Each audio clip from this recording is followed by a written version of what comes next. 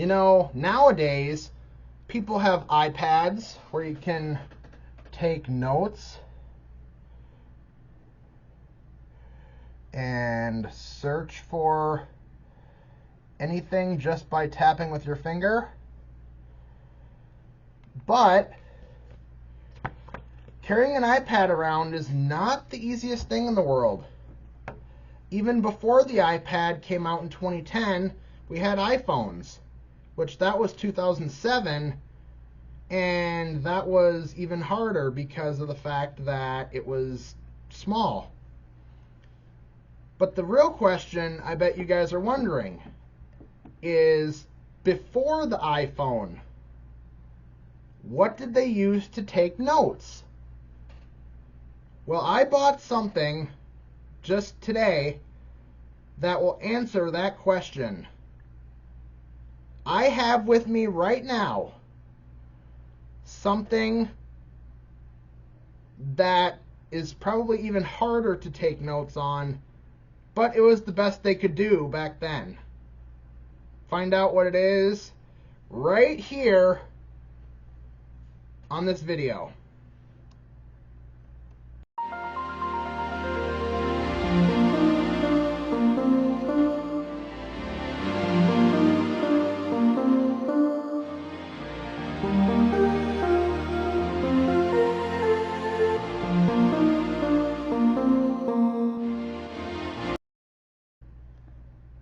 What up, you modems, routers, and dial-up connections? Just kidding. Anyway, it's Kane Kaiser. So, like I mentioned, people had iPads, or have iPads nowadays. Before that, they had the iPhone. But what did they have before that? Well, I bought something at the thrift store, like usual, today that shows you how to take notes from back in the day. And no, it's not a pen and paper. A little more advanced than pen and paper. So let's go back to 1998 to 2000 era. So in 2000, well, actually, let me go back a little bit further. I think it was 1995.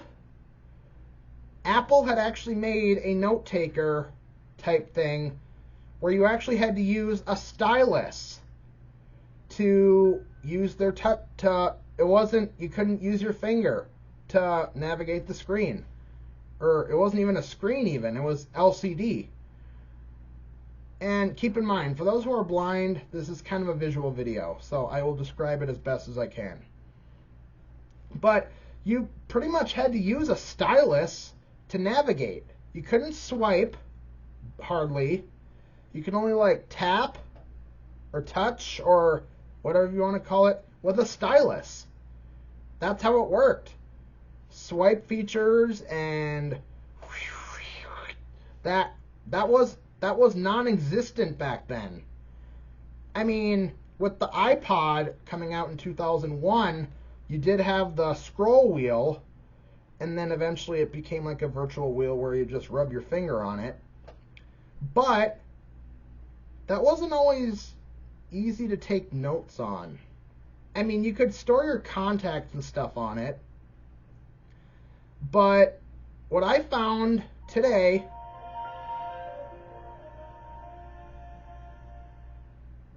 dramatic effect is one of these. It is called the Palm 7X, and it is basically a portable assistant, I guess you'd call it. So I'm going to explain this as best as I can. And that noise you just heard, I just started up a Windows 2000 virtual machine, because with this I got in the bag that had the stuff, I have a little dock that you basically set the device into, And then it's got a VGA cable that I don't know if it'll work on my Windows 11 here, at least the tower anyway. But I'm going to try it. When I first started this up, it said I needed a setup CD, but we'll see. So here's what I'm going to do. I am going to, oh yeah, and it comes with a stylus. This is basically the only thing you could use on this LCD screen. I mean, I have touched it with my finger, but it's not easy to do. And so, and right here is an antenna. So, yeah, you could actually, this is a wireless transmitter. So, here, I'm going to put this down. Okay, so here I'm going to hold this up to the camera, and I'll tell you a little bit about what it is. So I'd say, for those who are blind, it's about the size of an iPhone 2G. Actually, the iPhone 2G might be a little smaller. But it's got a very small screen, and on the bottom of the actual LCD, you've got a home button that you just touch with the stylus, a drop-down menu button for like a hamburger menu, or if you use a Mac, it's kind of like the file menu, I guess you'd call it, the file bar. And then on the right side, you have a calculator button.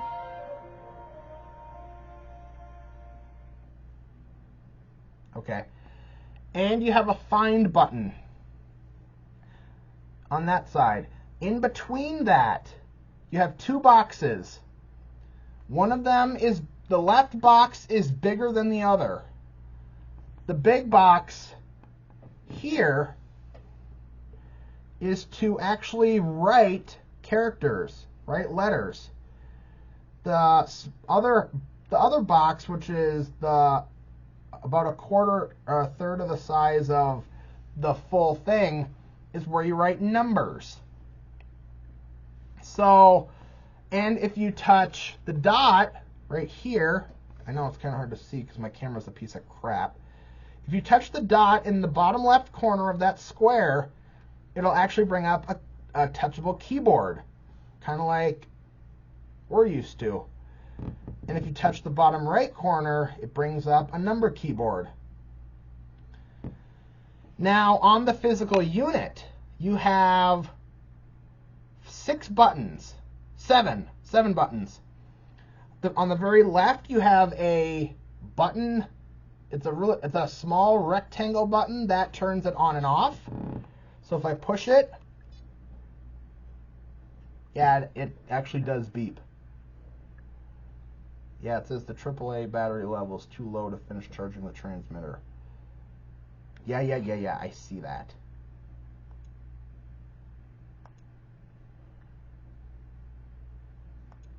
Okay, so anyway, so that's how you turn it on and off. It's kind of like the lock button on your phone. Next to that, you have a round. For those of you who are blind, it's kind of hard to tell, but that first button is it looks like a calendar with a clock. That is your schedule. And you guys can see it on the screen here if you're visual. Come on, camera. Really? Yeah, you can kind of see it. You can see my camera in the camera. Next to that, you have one that looks like a phone. That is your address book for your contacts. In between that, you have up and down arrows. I don't know how often you need to use those.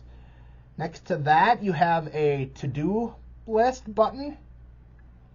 And next to that, you have a notepad, or a memo pad, I guess they call it.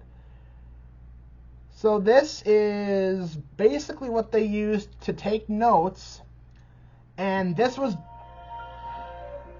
Okay, shut up.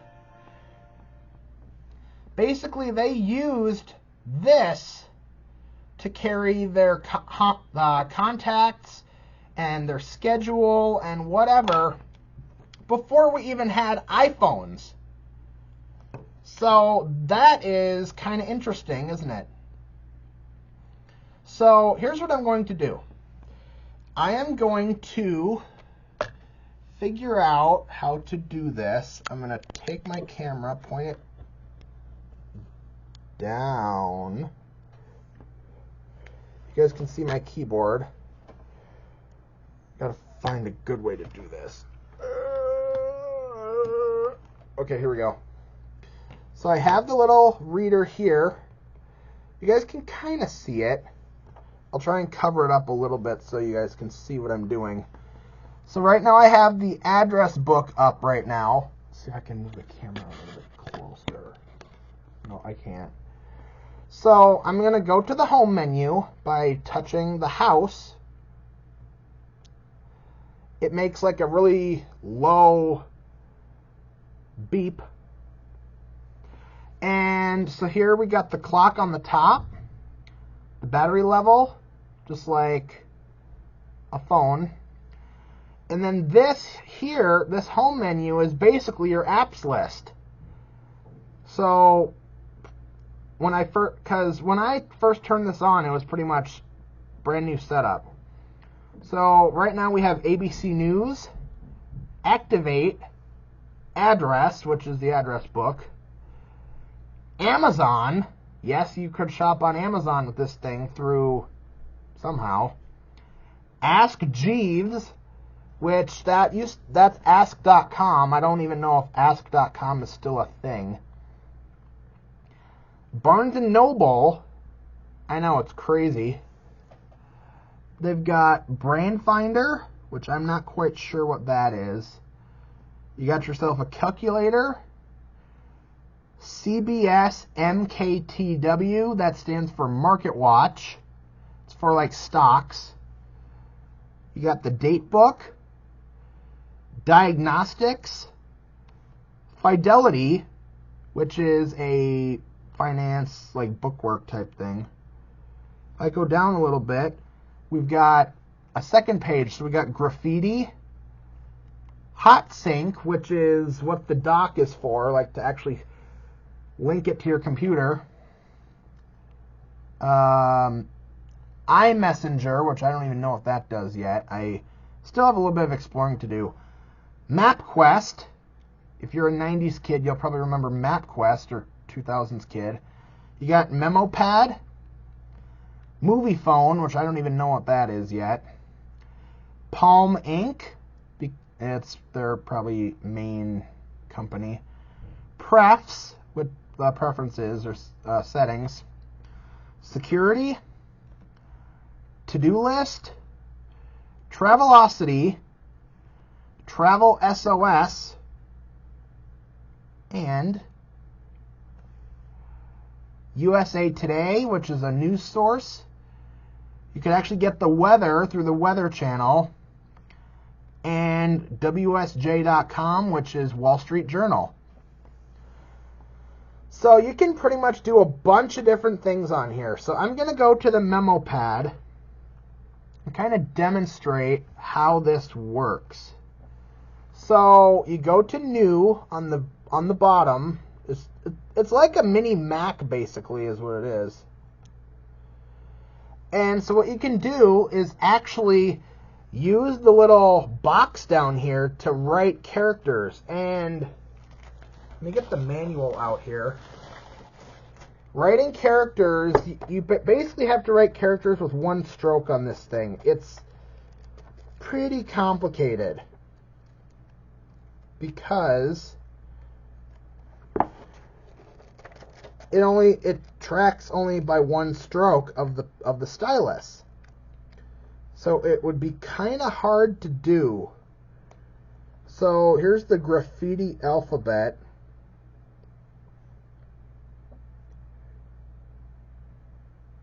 Oh, good Lord, this is awkward. Okay, so here I'm going to move this over, for those who can see, you guys might be able to see this. So this is the graffiti alphabet. So to write, you actually have to, like for the letter A, you would actually write the letter A without a bar, a crossbar, which is like the thing on the A. A B, you'd have to write separate. C is easy. D is easy. E, you'd have to basically write it backwards 3. F, you'd have to make a right angle. I don't know. It's weird. The letter G, you either have to write a number 6 or something. H is lowercase h. Blah, blah, blah, blah, blah, blah, blah, blah.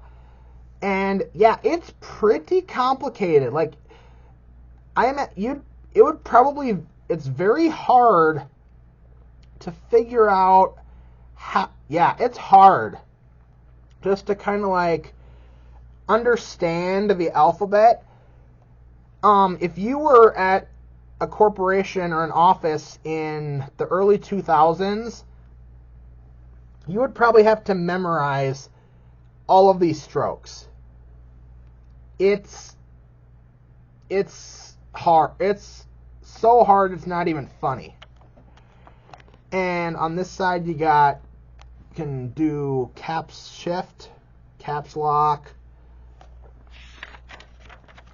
Here's how you do numbers.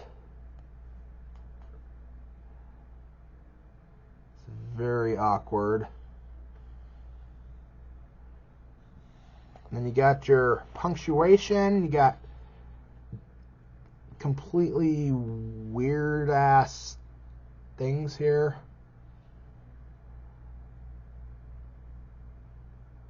I don't know how the hell you're supposed to manage that. Here you got more. You can do accented characters. So like you got your bullet, your trademark symbol, degree symbol, plus, equals, minus, different currencies, accent marks, etc. Yeah, it is pretty insane stuff. And yeah, here's another thing I'll show you. Here it says copyright 1998 to 2000 Palm Inc. Yeah, it's old. Oh, and it says if you do not have access to a CD-ROM drive for your computer, you may download desktop software. Palm.com. I bet they don't even have it. But it's worth a shot. Oh yeah, and this thing turns off after 2 minutes. So what I'm going to do now, before I go any further, I'm just going to see if Palm.com still exists.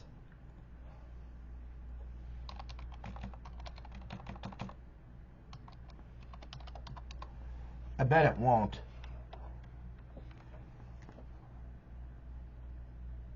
Palm phone, yeah. Oh geez. I think Palm got bought out by, yeah, they got bought out a long time ago. The Palm, there is a thing called the Palm phone now, which is basically just a really small handheld Android phone. Hold on, let's go to Internet Archive and let's look up Palm desktop. I bet they'll have it. Oh my gosh, they do. Will it work on Windows 11? Probably not. Here's the ISO image. Oh, excuse me. Yeah, this looks like this is it right here. ISO image. We'll download it. I don't even know if it's gonna work. but I'm just trying to see. That's all. Oh yeah, and if you guys are looking for, like, if you want to do virtual machines, like I know some of you guys use virtual machines who are blind. If you use virtual machines and you want to find like a good ISO, of course you might need a product key for some, but if you are looking for a good like virtual machine ISO image, go to the Internet Archive. It's the main Internet Archive, like archive.org. It's like the hub of the internet, basically. Has a whole bunch of different like pieces of software and images and stuff like that from way beyond. And actually, the Internet Archive is what powers the Wayback Machine. The Wayback Machine is where you can look at previous websites. You guys know that from a couple of my other videos. So I'm going to point my camera down again. So I'm going to turn the thing back on. Yes, I know the transmitter doesn't. Okay. But let's just take a look. Oh yeah, I was going to show you how the actual scribble thing works. Oops. So let's go down to memo pad. Let's go to new. Okay, I'm going to try and do this upside down, you guys, so wish me luck. So I can actually see what the hell I'm doing. So I'm going to be looking at this book here to see if I can do it right. So C,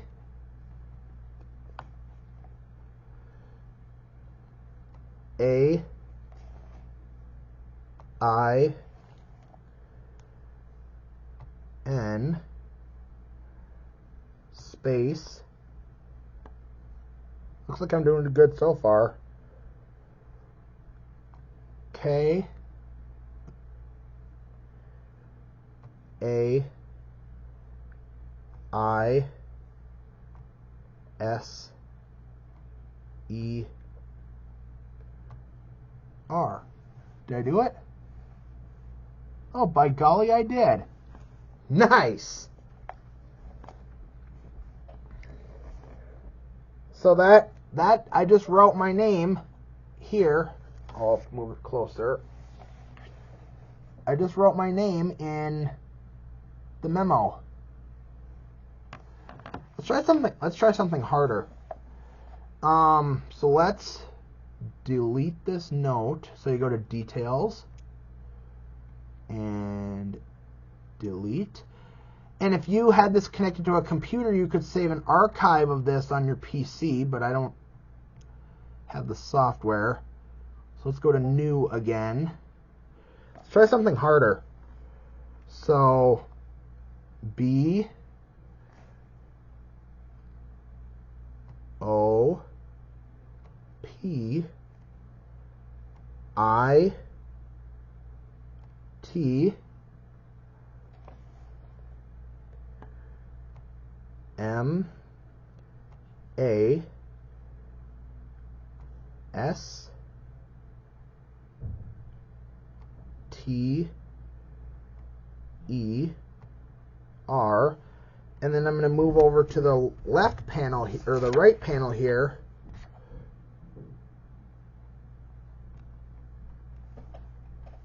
Oop, Boppet Master 5. No! Now, here's where you can get, I was trying to write Boppet Master 8, but see it here, it says Boppet Master 5. So to edit that, you would have to actually go on the text and drag over top of it. So you can kind of see where in the shadow where my hand is, it's black over the 5. That is just like selecting the text on a Word document or whatever. And then you just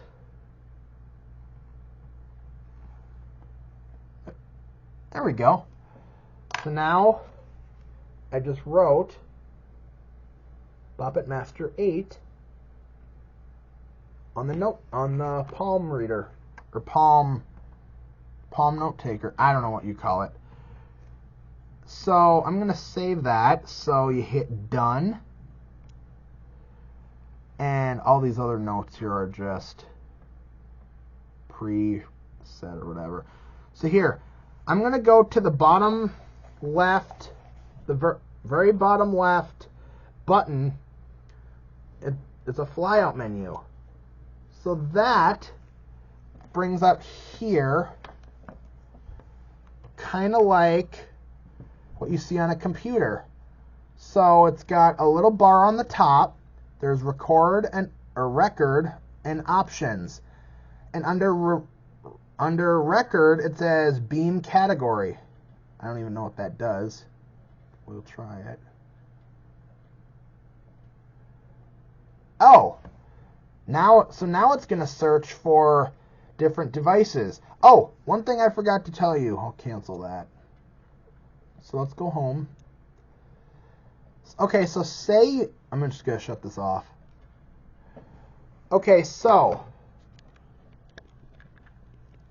here I am. Say you guys are in an office and you want to send a note or something to your colleague or your coworker. AirDrop did not exist back then, so you can't even do that. So what you did was, I think it's through the transmitter, like the antenna, this thing. Yes, I see that.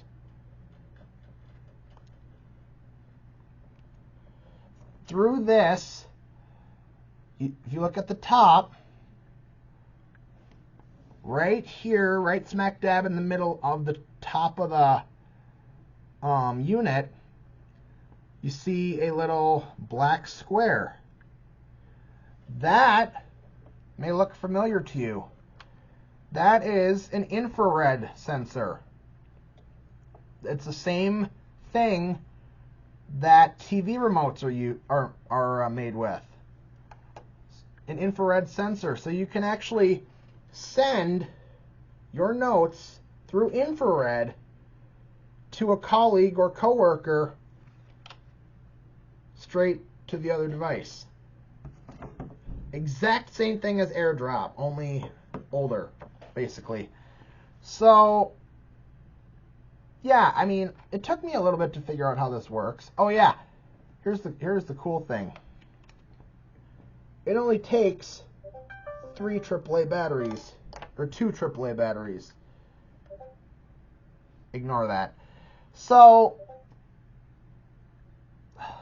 really, I bet it's Sam spamming me, isn't it? Anyway, so this is the Palm 7X note taker / note taker. Oh yeah, and like I said, you can just dock this in here, just like that, and use Hot Sync, which is this button. It says connecting with the desktop using direct serial. I don't quite know how this works. Yeah, I'd have to figure out how this works through Windows 2000, the Windows 2000 system. Tell you what, I'm going to figure out more of this, and I will post a follow-up video on this, based on this thing, using a Windows 2000 virtual machine once I can get this thing working. So, yeah.